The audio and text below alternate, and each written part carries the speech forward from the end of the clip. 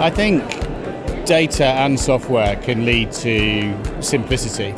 So as managers of dairy businesses, we can focus on the few things that are challenging and aren't working, and let the software manage the things that are easy and more predictable. In cheese, obviously, you're collecting the milk, and even the farmers are using data and softwares to make them more efficient, more cost-effective, all the way through to our factories that are producing the cheese.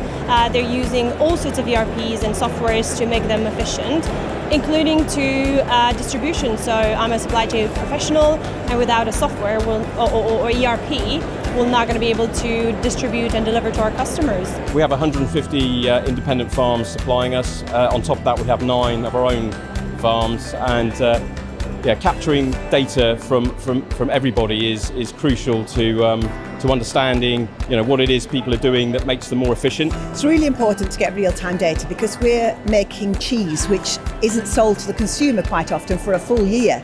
So we can't always wait to know what that cheese is going to taste like, because then we've got another year's worth of stock.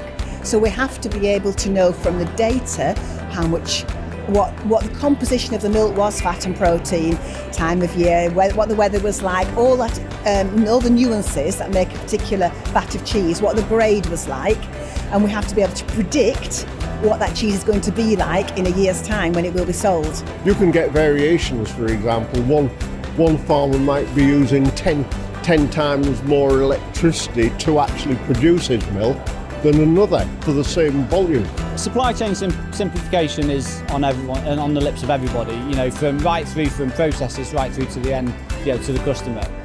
So technology has to play a part in that. We can't become more efficient without technology. That's a given, really. So it's about how we embrace that and how we move forward.